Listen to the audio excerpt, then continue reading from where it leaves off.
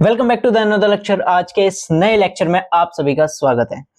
आज हम देखेंगे कि भाई हमारे पास जो चांदी होती है वो काली कैसे हो जाती है, या फिर कॉपर होता है वो बेकार होने के बाद हरा क्यों हो जाता है, और या फिर हमारे पास कहते हैं लोहा जो होता है वो जंग कैसे खा जाता है अर्थात भूरे रंग का कैसे हो जाता है।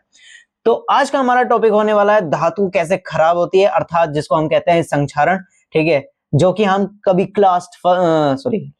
लेसन नंबर 1 में भी पढ़ के आए थे। ठीक है, इसके लेसन नंबर 1 में पढ़ा था हमने। ठीक है, तो हम देखते हैं आज का टॉपिक है हमारे पास इस चैप्टर का सबसे लास्ट टॉपिक। ठीक है, संक्षारण।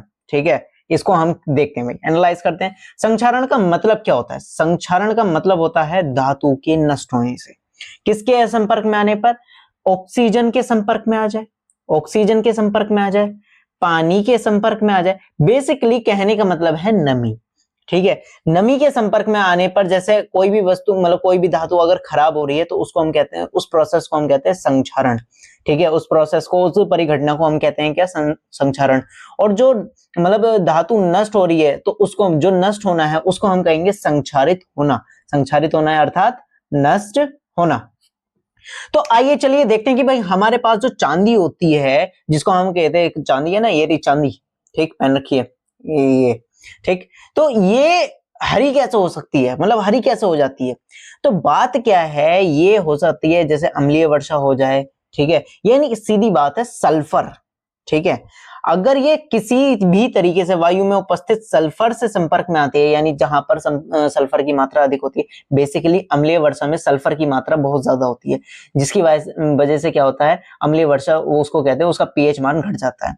ठीक, तो सिल्वर जब सल्फर के संपर्क में आता है, इससे सल्फर से अटैच करता है, ठीक है, मतलब जुड़ता है, रिएक्शन करता है, तो वो क्या बना देता है? सिल्वर सल्फाइड बना देता है, एजीएस बना देता है। क्या बना देता है? एजीएस। क्या बना देता है? Silver sulphide. क्या बना देता है? Silver sulphide. ठीक, सिल्वर सल्फाइड की उस पर परत जम जाती है, और ये परत क्या होती है? जो सिल्वर सल्फाइड का रंग होता है वो होता है काला। ठीक है, लेकिन काला वाला भी वही मतलब बड़े अट्टन है। ठीक, तो सिल्वर सल्फाइड का रंग क्या होता है? वो होता है काला, जिसकी वजह से क्या है, उस पर हमारे पास काले रंग की एक परत जम जाती, मतलब बन जाती है। ठीक, फिर इसके बाद हमने दूसरा पॉइंट पढ़ा था कि भाई कॉपर। ठीक है, कॉपर हरा क्यों हो जाता है? अगर आपने देखा होगा, ठीक है, आप क्या करो, उसको कहीं से कार्बन डाइऑक्साइड, जहां पर क्या हो, मतलब बहुत ज्यादा आर्द्र कार्बन डाइऑक्साइड हो। ठीक है, आर्द्र यानी जो वायुमंडल में मतलब जो हमारे एटमॉस्फेयर में उपस्थित होती है, ठीक है, कार्बन डाइऑक्साइड के साथ रिएक्शन कर ले, CO2 के साथ। ठीक है, तो ये क्या बना लेता है? सॉरी, एक मिनट, ये Ca कहां से आ गया, कैल्शियम कहां से आ गया? यहाँ पर तो बात चल रही है कॉपर की। ठीक, तो कॉपर जब CO2 के साथ रिएक्शन करता है तो ये क्या बना देता है? CO3, copper carbonate. क्या बना देता है? ये कॉपर कार्बोनेट बना लेता है, कॉपर कार्बोनेट बना लेता है। ठीक है, जो कि कॉपर कार्बोनेट का रंग क्या होता है? वो होता है हरा। कैसा होता है? हरा, जिसकी वजह से क्या है, कॉपर कार्बोनेट का क्या है, रंग हरा होता है। ठीक है, तो भाई इसकी मतलब धीरे धीरे करके, ऐसा नहीं होता कि एकदम से मतलब कार्बन डाइऑक्साइड के संपर्क में आ गया और हरा हो गया, ऐसा नहीं होता। ठीक, वो क्या है, धीरे धीरे, मतलब धीरे धीरे वो प्रोसेस चलता है, कार्बन डाइऑक्साइड के संपर्क में आ रहे हैं, धीरे धीरे मिलन हो रहा है। ठीक, कॉपर कार्बोनेट प्रॉपर बनने के बाद वो क्या है, हरे रंग का रहता है, तो वो क्या करता है, धीरे धीरे इसकी चमक जाती है कॉपर की, वो हरा होता जाता है। ठीक है, और इस तरीके से क्या है, हमारा जो कहते हैं कॉपर है वो संक्षारित होना शुरू हो जाता है, उसका संक्षारण हो जाता है। ठीक है, सिमिलरली इसी तरीके से भाई हमारे पास होता है लोहे पर, जो कि हम अपने आसपास देखते भी। देखो भाई, तुमने चांदी का भी एक बार को, चांदी बहुत ही रेयर केस में आपने देखा होगा कि हाँ भाई उस पर काली परत चढ़ी हुई है, बेसिकली चढ़ती नहीं है। ठीक है, मतलब वो क्या है, वहां पर ही चढ़ेगी जहां पर क्या है, एटमॉस्फेयर में सल्फर की मात्रा ज्यादा होती है। ठीक, कॉपर पर भी आपने कभी कभी देखा होगा कि मतलब बहुत ही रेयर केस में देखा होगा कि हाँ भाई वो कॉपर संक्षारित हो रहा हो। ठीक है, क्योंकि हमारे वायुमंडल में इतनी कार्बन डाइऑक्साइड की मात्रा इतनी ज्यादा भी नहीं है। ठीक है, लेकिन लेकिन लेकिन लेकिन आपने लोहे को जरूर देखा होगा जंग लगते हुए। ठीक है, आपकी छत पर अगर लोहा पड़ा रहे तो उस पर क्या है, जंग लग जाता है ना, देखा होगा, इतना तो देखते हैं भाई। ठीक है, सबके घर पे, मतलब सबके घर पे लोहा लगता है, सबके घर बनने में लोहा लग रहा है, तो वो क्या है, कहीं ना कहीं से क्या है, पानी या फिर हवा, मतलब बात क्या है, बेसिकली पानी से रिएक्शन तो करता ही है, लेकिन कैसे पानी से है? ठीक है, पानी चाहिए उसे आर्द्रता वाला। आर्द्रता क्या होती है? आर्द्रता आपको पता नहीं है, हम बताएंगे आर्द्रता क्या होती है। जो हमारे आसपास इन्वायरमेंट है ना, इन्वायरमेंट, तो उसमें क्या है, जलवाष्प उपस्थित होती है, यानी जल भाप के रूप में उपस्थित होता है, ठीक है, गैस के रूप में उपस्थित होता है, तो उसको हम कहते हैं आर्द्रता, ठीक है। तभी तो आपको बारिश के मौसम में क्या आर्द्रता बढ़ जाती है, उस पर वेदर में आप सर्च करते हैं तो उस पर लिखा था ना ह्यूमिडिटी, ठीक है, ह्यूमिडिटी ज्यादा है, आज इस समय बरसात का मौसम चल रहा है तो 90% 75% ऐसे रहती है। तभी तो आपके कहते हैं अंडरवियर कच्छे भी नहीं सूख रहे हैं, ठीक है, क्यों नहीं सूख रहे, इसलिए नहीं सूख रहे क्योंकि भाई ह्यूमिडिटी ज्यादा है, आर्द्रता ज्यादा है, आर्द्रता ज्यादा होती है, वाष्पीकरण घटता है, ठीक है, वाष्पीकरण की क्रिया घट जाती है, इसलिए हमारे कपड़े सूखते नहीं है, ठीक।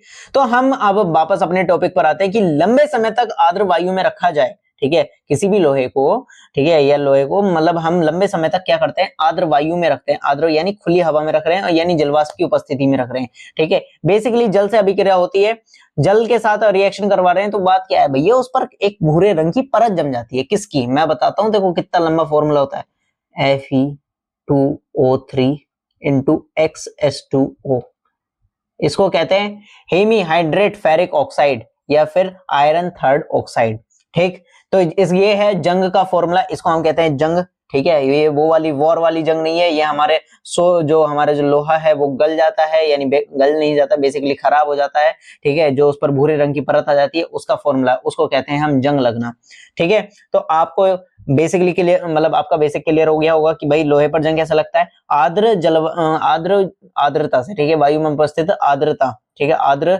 जल से उपस्थित अभिक्रिया कराने पर क्या होता है, वो उस पर भूरे रंग की एक परत जम जाती है, जिसे हम कहते हैं जंग लगना। बेसिकली हमारी धातु बेकार होने लगती है, नष्ट होने लगती है। इसको बचाने के बहुत तरीके हैं, ठीक है, आइए आपको बताते हैं तरीके, ठीक है। देखो भाई कौन कौन से तरीके होते हैं, सबसे पहली बात, संक्षारण की सुरक्षा करने के लिए, संक्षारण को बचाने के लिए, संक्षारण से बचाने के लिए, सॉरी, संक्षारण को नहीं बचा रहे, संक्षारण से बचा रहे, संक्षारण से बचाने के लिए सबसे पहला इलाज है हमारे पास, पेंट कर दो, ठीक है। किसी भी धातु पर पेंट कर दोगे तो वो क्या है, उसका कनेक्शन काट देगी, किससे, हमारे एटमॉस्फेयर से।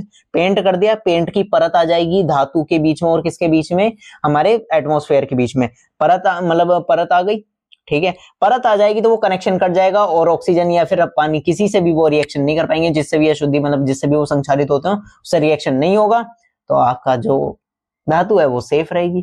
तेल लगाकर, ग्रीस लगाकर, यशद लेपन, बहुत, यशद लेपन क्या कहलाता है, यशद लेपन होता है लोहे की वस्तु पर जिंक, जस्ता यानी जिंक की परत चढ़ाना, ठीक है, परत चढ़ाना क्या कहलाता है, यशद लेपन कहता है। बात क्या है, लोहे की वस्तु पर अगर जिंक की परत चढ़ा देते हैं ना, जस्ते की परत चढ़ा देते हैं, तो भाई उसमें लोहा खराब नहीं होता है। बात क्या है, जिंक रिएक्शन करता रहता है, तो वो धीरे धीरे कहते हैं जिंक, कहते हैं लोहे से हमारे ज्यादा अभिक्रियाशील है जिंक, तो वो बात क्या है, तो वो कहता है भैया ऑक्सीजन तुम उनके पास मत जाओ, लोहे के पास नहीं जाना है, मेरे पास आना है, तो वो जिंक के पास आता है, ठीक। जिंक के साथ रिएक्शन करता है, मतलब जो ऑक्सीजन होगा, जो नमी होगी, वो किसके साथ रिएक्शन करेगी, जिंक के, तो वो अपने आप को कुर्बान कर देता है, ठीक है। बेचारा इतना प्यार करता है, वो अपने आप को कुर्बान कर देता है इसके लिए, ठीक है, ऐसा होता नहीं है, ठीक, कोई किसी के लिए कुर्बान नहीं होता, लेकिन हमारे पास ये ऐसा एक मतलब जिंक बचता है जो कि क्या है, लोहे के लिए कुर्बान हो जाता है, अपनी परत को न्यौछावर कर देता है। बात क्या है, ये परत धीरे धीरे नष्ट होती रहती है, क्योंकि भाई रिएक्शन तो वो ऊपर वाली परत से तो करेगा ही, जिंक से तो कर ही रहा है ऑक्सीजन, है ना, तो वो क्या है, धीरे धीरे नष्ट होती रहती है। तो इसलिए यशद लेपन, ठीक है, यानी जस्ते की परत को हम क्या कहते हैं, बलिदानी परत भी कहते हैं, बलिदान कर देता है, क्या कर देते हैं, बलिदान कर देता है, यानी बलिदानी परत भी कहते हैं। और क्रोमियम लेपन करके, एनोडीकरण करवा के, मिश्र धातु बनाकर, मिश्र धातु बनाकर, मिश्र धातु क्या होती है भाई, तो मिश्र धातु का मतलब है कि भाई उस धातु में कुछ ना कुछ मिलावट है, कुछ ना कुछ मिला दो, ठीक है। अब देखो यशद लेपन हम पढ़ के आ चुके हैं, ठीक, अभी आएंगे मिश्र धातु पर, रुकिए, पहले अब टॉपिक वाइज चलना चाहिए हमें, टॉपिक जो जो बीच में आ रहे हैं उसको पूरा करते हुए चलेंगे, ठीक है, क्योंकि हमारा लास्ट टॉपिक है, इसके बाद चैप्टर खत्म और फिर उसके बाद थोड़ी सी बल्ले बल्ले करेंगे, फिर उसके बाद नेक्स्ट चैप्टर स्टार्ट करेंगे जल्दी ही, ठीक। इसमें देखते हैं भाई लोहा इस्पात, ठीक है, लोहा इस्पात जंग से सुरक्षित करने के लिए हम क्या करते हैं, जस्ते यानी जिंक की परत चढ़ा देते हैं, जिसको हम क्या कहते हैं, यशद लेपन कहते हैं। यानी यशद लेपन क्या कहलाता है, जिंक की परत चढ़ाने को हम क्या कहते हैं, यशद लेपन कहते हैं, ठीक है, लोहे के ऊपर जिंक की परत चढ़ाने को हम क्या कहते हैं, यशद लेपन कहते हैं, ठीक है। अब जस्ते की, ठीक है, जो जस्ते की परत है वो धीरे धीरे अपने आप को नष्ट करती रहती है, ठीक है, जिससे लिपिड वस्तु जंग से सुरक्षित रखती है और ये क्या है, धीरे धीरे खुद ही नष्ट होती रहती है, खुद ही नष्ट होती रहती है। तो इसको हम क्या कहते हैं, बलिदानी परत भी कहते हैं। ठीक है, क्या कहते हैं, बलिदानी परत। अब बात क्या है, हम लोहे को एक तरीके से और ठीक कर सकते हैं, मतलब क्या कर सकते हैं, मतलब संक्षारण से बचा सकते हैं। कैसे? बात क्या है, जो हमारे पास शुद्ध लोहा होता है ना, बिल्कुल प्योर, कोई मिलावट नहीं है। ठीक है, बिल्कुल जैसे मतलब हेमेटाइट, मैग्नेटाइट, उनसे बिल्कुल निकाल के ही ला रहे हैं अभी। ठीक है, खान में से निकाल के ला रहे हैं, तो वो लोहा क्या है, बहुत ज्यादा शुद्ध होता है। ठीक है, तो उस लोहे को शुद्ध कहते हैं, मतलब जो शुद्ध है उसको क्या है, थोड़ा सा बढ़िया करना, मतलब मजबूत बनाने के लिए हम क्या करते हैं, उसमें कार्बन की कितना कार्बन मिला देते हैं। ठीक है, कार्बन की 0.05% कार्बन मिला दिया जाता है, जिससे वो क्या है, कठोर और प्रबल हो जाता है। अच्छा, आप एक बात, मतलब आपको एक बात बताऊं, जो हमारे घर में स्टील की रेलिंग लगती है ना, स्टील की बर्तन होते हैं स्टील के, हमें आज तक ये पता था कि भाई लोहे के नहीं बने होते। आधे बच्चों को पता नहीं होता कि लोहे के नहीं होते। अरे बेटा, वो लोहे के ही होते हैं। ठीक है, बस शर्त ये है कि उसमें निकेल, ठीक है, वहां निकेल लिख रखा, निकेल। ठीक है, निकेल होता है, सॉरी हिंदी में लिखना है निकेल। ठीक है, तो निकेल क्या कहते हैं, निकेल और क्रोमियम को मिला दे। ठीक है, अगर हम लोहे के अंदर निकेल और क्रोमियम को मिला दे तो स्टेनलेस स्टील बन जाता है। ठीक है, समझ में आया? लोहे के अंदर निकेल और क्रोमियम को मिला दिया जाए तो स्टेनलेस स्टील बन जाता है, जिस पर जंग ही नहीं लग सकता। ठीक है, और वो क्या है, थोड़ा सा वजन में भी हल्का होता है, कठोर होता है। ठीक है, सबसे मेन बात, बहुत ज्यादा मजबूत हो जाता है। तो इस प्रकार यदि लोहे के साथ कोई अन्य पदार्थ मिश्रित कर दिया जाता है तो उसके गुणधर्म बदल जाते हैं। ठीक है, प्रॉपर्टीज बदल जाती है, बेचारे का रिएक्शन करने का तरीका बदल जाता है भाई। वास्तव में कोई अन्य पदार्थ मिलाकर किसी भी धातु के गुणधर्म बदले जा सकते हैं, वो हम पढ़ के आ चुके हैं, पहले भी क्लास 9th में पढ़ा है। ठीक है, तो मिश्र धातु क्या होती है भाई, दो या दो से अधिक धातुओं के समांगी मिश्रण को। ठीक है, दो या दो से अधिक पदार्थों के समांगी मिश्रण को। समांगी मिश्रण से मतलब है कि जिसमें क्या हो, समान संगठन हो, बनावट क्या है उसकी समान हो। तो बेसिकली क्या है, इसमें हम जब धातुओं को मिलाते हैं, ठीक है, क्या दूसरे अन्य तत्वों को मिलाते हैं, वो क्या मिलाते हैं, एक निश्चित अनुपात में मिलाते हैं, कि निश्चित अनुपात होना चाहिए, उसमें ही मिलाया जाएगा। अच्छा, आप क्या मानते हो कि आपको जो मतलब दुकानदार कहते हैं, भैया बहन जी 24 कैरेट सोना है, ले जाओ, हमारे यहाँ तो 24 कैरेट सोना मिलता है, तो वो क्या 24 कैरेट सोना दे रहे हैं? नहीं, बात क्या है, 24 कैरेट सोने का भाई आभूषण बनानी थोड़ी मतलब बहुत मुश्किल है। क्यों? क्योंकि आप उसको ऐसे भी खींचोगे ना, वो टूट जाएगा। ठीक है, अगर हम उसको इस तरीके से भी खींचेंगे तो वो टूट जाएगा। अगर 24 कैरेट सोने को अगर हमने ऐसा मतलब दे दिया तो उसको क्या है, उसे बढ़िया और उससे अच्छे ज्वेलरीज बनाने के लिए, आभूषण बनाने के लिए हम उसमें क्या करते हैं, चांदी या तांबा मिला देते हैं। क्या मिला देते हैं? चांदी या तांबा, जिससे वो क्या थोड़ा सा कठोर हो जाए। ठीक है, क्या हो जाए, दो मतलब थोड़ा सा कठोर हो जाए, थोड़ी सी उसमें क्या है, थोड़ी सी स्टेबिलिटी आ जाए। तो भारत में अधिकांशतः आभूषण बनाने के लिए 22 कैरेट सोने का प्रयोग किया जाता है। तो आगे से आप पागल नहीं बनेंगे। आप अगर कहे मतलब कोई कहे कि हाँ भैया ये 24 कैरेट सोना है, तो आप कहेंगे भाई साहब 24 कैरेट सोने के तो आभूषण बनाने ही संभव नहीं है, बहुत ज्यादा सॉफ्ट होता है, टूट जाएंगे। मुझे नहीं, मुझे एकदम से टूट जाएंगे भाई, मैं क्या करूंगा उसका? मुझे तो 22 कैरेट सोना दे दो, 22 कैरेट दे दो, 20 कैरेट दे दो। ठीक है, बहुत ज्यादा मतलब मजबूत होता है, थोड़ा सा हल्का ले लो भाई। ठीक है, कम से कम साथ में तो रहेगा। तो इसका तात्पर्य यह है, 22 कैरेट सोने से क्या मतलब होता है कि उसमें दो भाग जो है अशुद्धि मिली हुई है, दो भाग इंप्योरिटीज मिली होती है, यानी तांबा या चांदी मिलाई जाती है।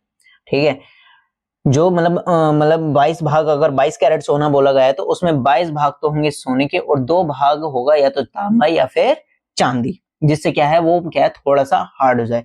तो आप इस तरीके से समझ गए होंगे कि हाँ भाई, जो हमारे पास मतलब कहते संक्षारण से हमें बचाना हो तो उसमें कुछ ना कुछ या तो मिला दो, ठीक है, कोई ना कोई अशुद्धियां मिला दो, या फिर उस पर कहते जैसे लोहा और स्टील के लिए हमने बताया कि जिंक की परत चढ़ा देते हैं, पेंट कर सकते हैं, तेल लगा सकते हैं, ग्रीस लगा सकते हैं। तो आपको क्लियर हो गया होगा, संक्षारण आपको पहले से ही क्लियर है कि भाई धातुओं का नष्ट होना क्या कहलाता है, संक्षारण कहलाता है। इस परिघटना को मतलब हम संक्षारण कहते हैं। धातुओं का नष्ट होना कहलाता है संक्षारित होना। ठीक है, धातुओं का नष्ट होना क्या कहलाता है, संक्षारित होना, और इस परिघटना को हम क्या कहते हैं, उसको हम कहते हैं संक्षारण। ठीक है, आई होप आपको ये क्लियर हो गया होगा। ठीक है, अब नेक्स्ट पार्ट आ जाता है इसका, थोड़ा सा एक अमलगम के बारे में और पढ़ लेते हैं। ओहो, ये देखो कैसे भाग रहा है अमलगम। क्या होता है, ठीक है। यदि कोई धातु पारद यानी मरकरी, ठीक है, मरकरी है तो इसके मिश्र धातु को हम क्या कहते हैं, अमलगम कहते हैं। क्या कहते हैं, अमलगम कहते हैं। पारद होता है मरकरी, ठीक है।